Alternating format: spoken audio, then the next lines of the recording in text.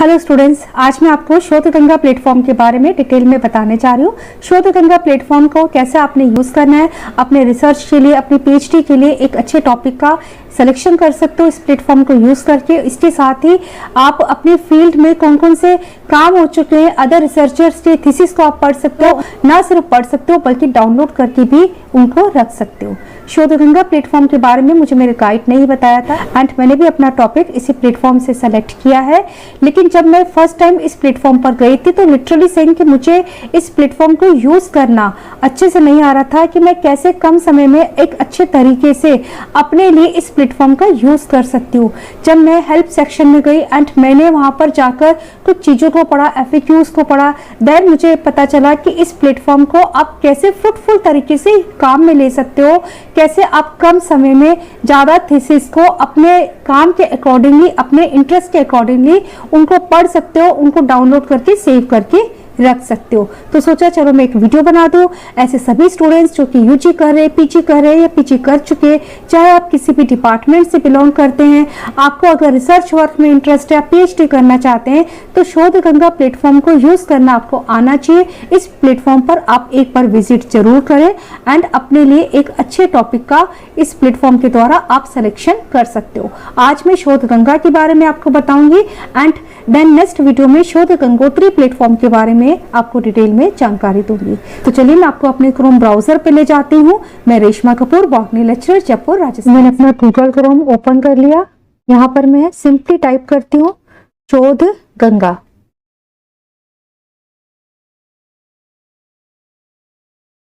कुछ इस तरह से ओपन हो जाता है।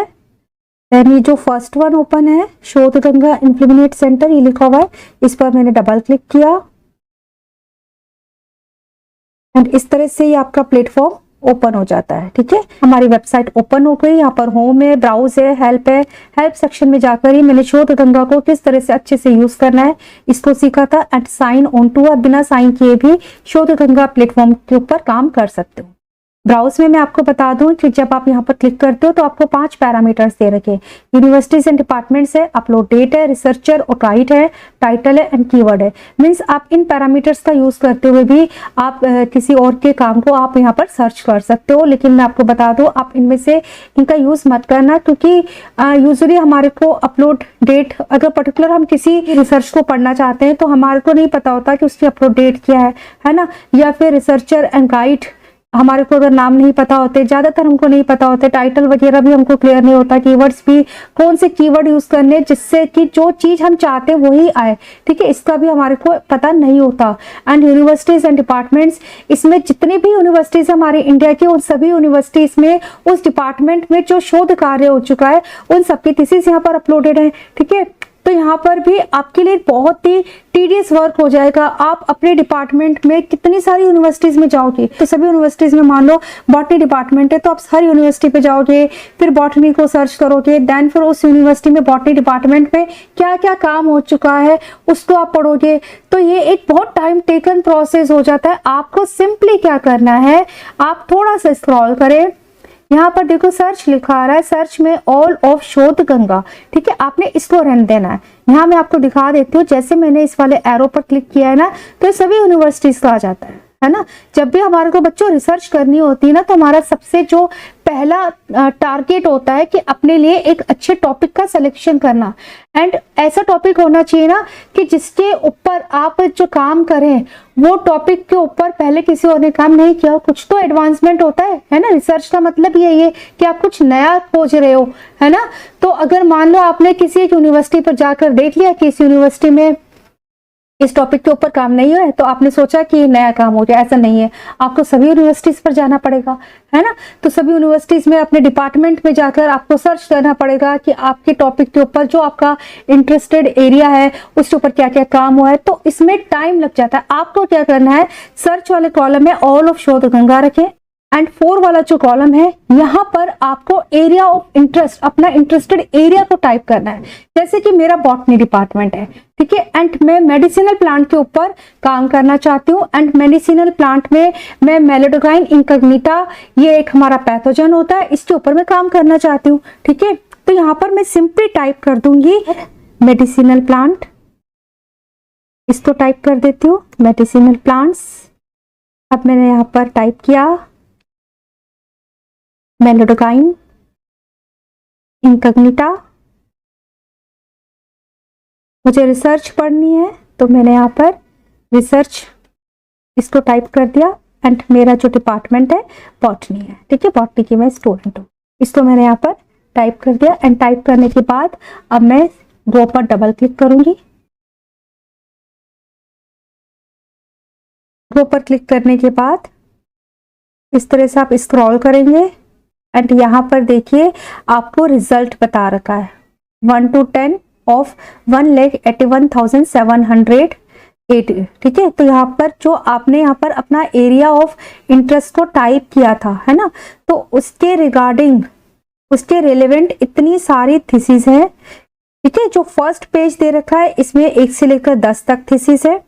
यहाँ पर अपलोड डेट दे रखी है, टाइटल दिया हुआ है, रिसर्चर का नाम एंड गाइड के नेम यहाँ पर दिए हुए हैं, ठीक है। बच्चों मैं आपको बता दूं जो अपलोड डेट है इसका मतलब है कि इस डेट पर 28 सितंबर 2013 इस डेट पर ये थीसिस अपलोड की गई है, ठीक है। रिसर्च वर्क इस डेट पर हुआ है कंप्लीट, ये जरूरी नहीं है, रिसर्च वर्क पहले भी कंप्लीट हो सकता है ना।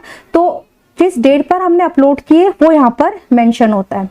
टाइटल दे रखा है जैसे यहाँ पर दिया हुआ है studies of Solanum nigrum infected with root knot nematode Meloidogyne incognita and researcher का नेम है, गाइड का नेम है।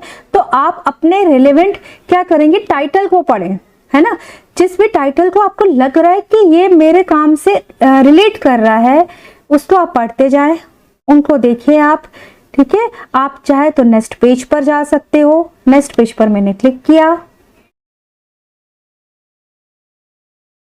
ये मेरा सेकंड पेज ओपन हो गया। स्क्रॉल करूंगी तो सेकंड पेज पर भी 10 थीसिस है ना, डेट दे रखी, टाइटल दिया हुआ है।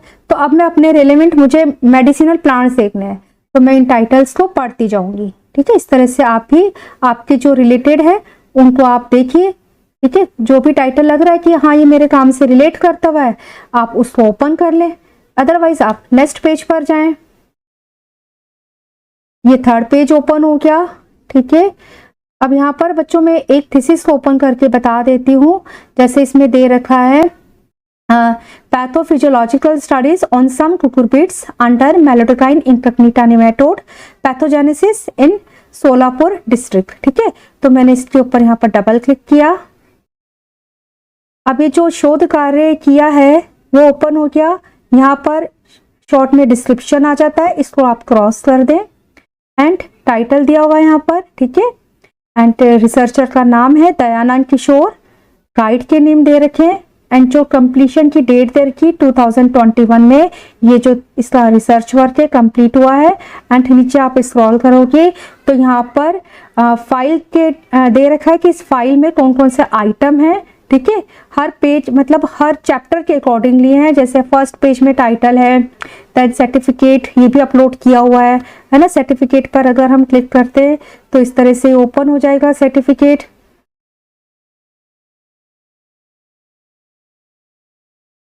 इस तरह से सर्टिफिकेट अपलोड हो गया, इसको हमने क्रॉस कर दिया। यहाँ पर एक्नॉलेजमेंट दे रखा है, कंटेंट्स दे रखे हैं, list of table figure and plates, कौन कौन सी टेबल दे रखी है, कौन कौन से फिगर काम में लिए, प्लेट्स जो भी लगाई हैं उसके बारे में दे रखा है एंड चैप्टर दे रखा है, ठीक है। चैप्टर 1 इंट्रोडक्शन है, देन चैप्टर 2 में रिव्यू ऑफ लिटरेचर है, चैप्टर 3 में मटेरियल एंड मेथड्स हैं। तो इस तरह से चैप्टर वाइज जो है इनके काम को अपलोड किया हुआ है। तो सभी थीसिस जो अपलोड की जाती है वो इस तरह से पीडीएफ फॉर्म में होती है एंड चैप्टर वाइज होते हैं, ठीक है। तो आपको जब अपना टॉपिक को सर्च करना है तो आपको समझ होनी चाहिए कि आप टॉपिक सर्च करते समय सबसे पहले आपको देखना क्या है ना। अब जब आपको अपना टॉपिक सर्च करना है तो बच्चों सबसे पहले हमको पता होना चाहिए कि जो काम मैं करना चाहता हूँ या करना चाहती हूँ उसके ऊपर जो काम ऑलरेडी हो चुका है। तो आप इंट्रोडक्शन वाले सेक्शन को आप जरूर ओपन करें। इंट्रोडक्शन वाले सेक्शन को जब हम ओपन करते हैं तो यहाँ पर हमारे को एक पता चल जाता है कि इसके ऊपर इन्होंने क्या काम किया हुआ है, क्या आगे संभावना है काम होने की, ठीक है। किस तरह से हम और एडवांसमेंट इसके अंदर कर सकते हैं, ठीक है।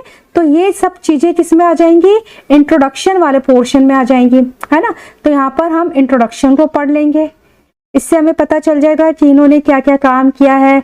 एंड जब भी आपको अपना कोई टॉपिक सेलेक्ट करना होता है ना, तो हमको ऑब्जेक्टिव्स देने होते हैं। सबसे पहले हमको जब प्रपोजल तैयार करके अपनी गाइड को देना होता है, प्रपोजल जब तक एक्सेप्ट नहीं होता तब तक आपका काम नहीं हो सकता। तो प्रपोजल जब हम बनाते हैं, सिनॉप्सिस जब हम बनाते हैं, तो हमारे पास में ऑब्जेक्टिव्स होने चाहिए। तो इससे ना आपको एक बेसिक आइडिया लगेगा कि इस वाले काम में क्या ऑब्जेक्टिव्स इनके बने थे, ठीक है। एंड मुझे इस काम में क्या एडवांसमेंट लेकर आना है, मुझे मेरे क्या ऑब्जेक्टिव्स हो सकते हैं।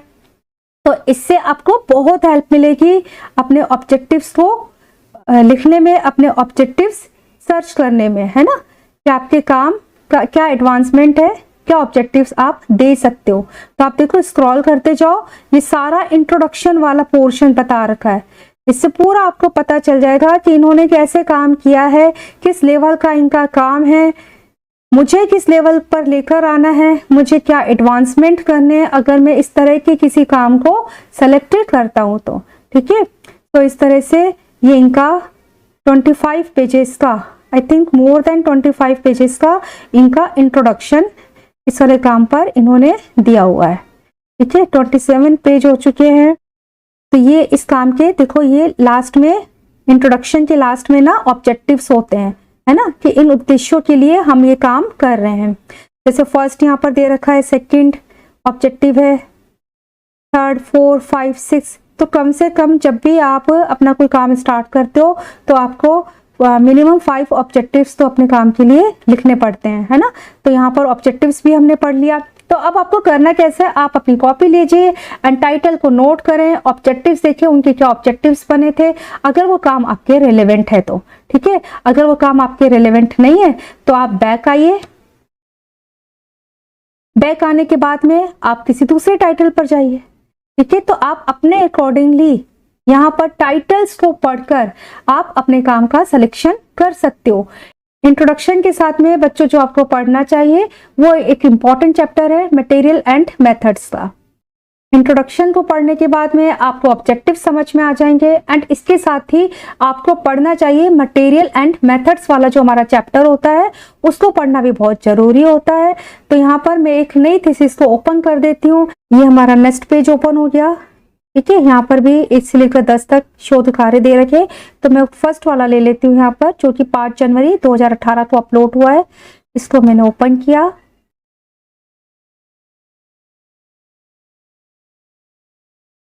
ओपन करने के बाद में पहले यहाँ पर शॉर्ट डिस्क्रिप्शन आता है जिसको आपने हटा देना है एंड देन ये यहाँ पर डिटेल में डिस्क्रिप्शन दे रखा है, टाइटल दिया हुआ है, रिसर्चर है, गाइड है एंड कंप्लीटेड ईयर बता रखा है, कंप्लीशन की डेट दे रखी 2017, ठीक है। एंड यूआरएल वगैरह भी दे रखा है। तो अब आपको यहाँ पर इंट्रोडक्शन वाला चैप्टर हम पढ़ेंगे एंड इसके साथ ही हमको मटेरियल एंड मेथड्स वाला ये चैप्टर पढ़ना होता है, ठीक है। हमने इसके ऊपर क्लिक किया तो ये हमारा इस तरह से मटेरियल एंड मेथड्स, ठीक है, ये वाला चैप्टर ओपन हो गया है। अब मटेरियल एंड मेथड्स वाला जो चैप्टर होता है बच्चों, ये पढ़ना बहुत जरूरी है क्योंकि जब आप काम करोगे तो आपको पता होना चाहिए कि आपका जो काम है वो इसके रिलेवेंट होगा, है ना। तो आपको पता होना चाहिए ना कि इन्होंने किस तरह से काम किया है, कौन कौन से मटेरियल्स काम में लिए, कौन कौन से टूल्स काम में लिए, कौन से मेथड्स इन्होंने अप्लाई किए एंड कौन कौन सी टेक्निक्स यहाँ पर काम में ली गई है एंड मैं उसमें क्या एडवांसमेंट कर सकता हूँ, है ना। तो इसलिए मटेरियल एंड मेथड्स हमको पढ़ना बहुत जरूरी होता है। आप इसको आप डाउनलोड करके सेव करके भी रख सकते हो, ठीक है, बहुत सिंपल है। यहाँ डाउनलोड का दिया हुआ है, आप डाउनलोड पर क्लिक करेंगे एंड इसके साथ ही आप इस पीडीएफ फाइल को अपने सिस्टम में सेव करके रख सकते हो, ठीक है। तो इस तरह से आप किसी भी रिसर्चर के वर्क को आप सेव करके डाउनलोड करके रख सकते हो एंड इसके साथ ही बच्चों ये जो रिव्यू ऑफ लिटरेचर होता है इसको भी आप जरूर पढ़ें, रेफरेंसेस इससे आपको मिल जाएंगे। तो बहुत ही आसानी से आप अलग अलग रिसर्चर के थीसिस को आप घर बैठे अपने नेट का यूज करते हुए शोध गंगा को यूज करके आप पढ़ सकते हो एंड इसके अकॉर्डिंगली आप अपने रिसर्च का टॉपिक डिसाइड कर सकते हो, है ना। आप बहुत आसानी से देख देख सकते हो अलग अलग टाइटल्स को पढ़कर कि किस चीज के ऊपर क्या क्या काम हो चुका है, किस लेवल का काम हो चुका है, एंड मुझे जो अब काम करना है वो उसमें मेरे को क्या एडवांसमेंट करनी है ना। अब मान लो यहाँ पर मैंने मेडिसिनल प्लांट्स ये ना करके मुझे कुछ और सर्च करना है, वो भी मैं आपको सर्च करके बता देती हूँ। आप यहाँ पर स्टार्ट अ न्यू सर्च पर क्लिक करेंगे, ऑल ऑफ शोध गंगा पर ही रखना है। मान लो आप इथनो बॉटनी पर सर्च करना चाहते हो, ठीक है, इथनो बॉटनी आपका एरिया ऑफ इंटरेस्ट है। इथनो बॉटनी में आप मेडिसिनल प्लांट्स इसका कोई सर्वे करना चाहते हो, है ना, इसके ऊपर देखना चाहते हो कौन कौन से काम हुए हैं, एंड रिसर्च को आप पढ़ना चाहते हो। आपका जो डिपार्टमेंट है बॉटनी है, उन सबको आपने वर्ड्स की फॉर्म में टाइप किया, डबल क्लिक करेंगे वो पर, एंड देन फिर एक नया पेज ओपन हो जाएगा। देखिए अब यहाँ पर जो थीसिस आ गई है, रिजल्ट्स दे रखा है आपको 1,89,907 यहाँ पर थीसिस अपलोडेड है। हर पेज में आपको 10 थीसिस दे रखी है।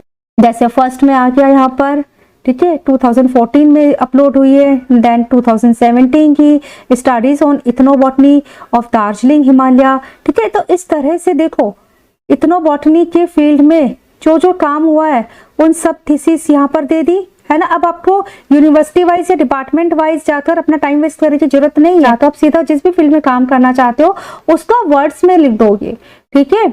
एंड देन फिर उस फील्ड में जितनी भी यूनिवर्सिटीज में जो जो अब तक काम हुए, जिनको अपलोड किया गया है शोध गंगा पर, वो जाकर आपको यहाँ पर सर्च करना होगा, ठीक है। तो आप टाइटल को पढ़िए, टाइटल को पढ़ने के बाद में जो टाइटल आपके रेलेवेंट लग रहा है उसको आप नोट करते जाओ, ठीक है। तो पहला काम करना है नोट करने का। देन फिर आपके इंटरेस्ट के अकॉर्डिंगली जो टाइटल्स सबसे ज्यादा मैच कर रहे हैं, कुछ 8-10 टाइटल्स आप लेकर आप उनको पढ़िए, उनके इंट्रोडक्शन को पढ़े, उनके मटेरियल मेथड्स को पढ़े, बिब्लियोग्राफी को पढ़े, रिव्यू को पढ़े। इस तरह से जब 8-10 रिसर्च को आप पढ़ लोगे तो अपने आप से एक अच्छा और नया टॉपिक आपको पता चल जाएगा, आपके माइंड में आ जाएगा। आप उसको नोट करें, उसके लिए क्या ऑब्जेक्टिव्स हो सकते हैं वो आप आसानी से इनकी हेल्प से बच्चों लिख लोगे।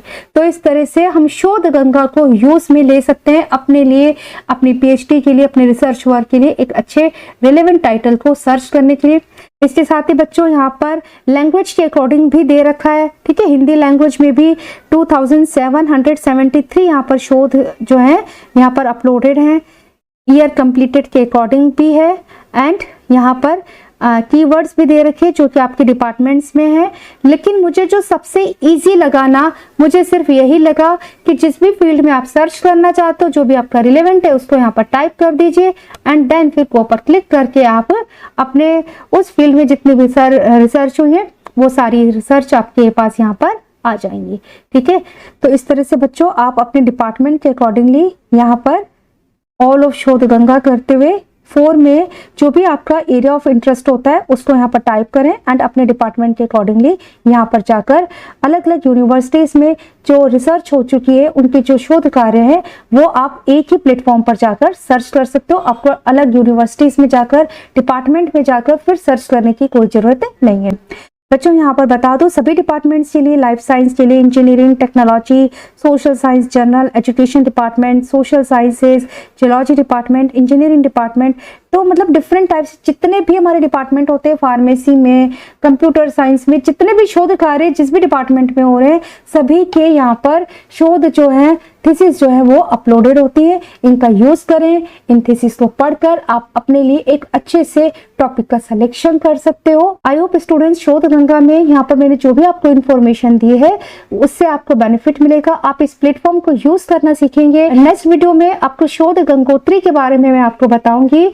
चैनल को बच्चों आप सब्सक्राइब जरूर करें। इस चैनल पर मैं बायोलॉजी रिलेटेड वीडियोस को अपलोड करती हूँ, एकेडमिक कंटेंट देती हूँ। इसके साथ ही आगे के वीडियोस में बच्चों में आपको बायोलॉजी की, आपकी बॉटनी की जो डिफरेंट हमारी स्ट्रीम्स हैं, इन स्ट्रीम्स में स्कोप कहाँ पर है, किस तरह से आप अपने लिए एक अच्छी जॉब का सिलेक्शन कर सकते हो, किस तरह से आप अपने अच्छे कैरियर को बिल्डअप कर सकते हो, इसके ऊपर भी मैं अलग अलग स्ट्रीम्स के ऊपर वीडियोस को बनाऊंगी, एंड इसके ऊपर मैं काम भी कर रही हूँ। तो आप चैनल को सब्सक्राइब जरूर करें। किसी भी टॉपिक के रिगार्डिंग, शोध गंगा के रिगार्डिंग अगर आपकी कोई क्वेरी है तो आप मुझे मैसेज करके बताइए। आप मुझे व्हाट्सएप पर भी कांटेक्ट कर सकते हो, एंड कोई भी आपके डाउट्स हैं तो आप मुझे कमेंट करके बता सकते हो। Thank you so much students.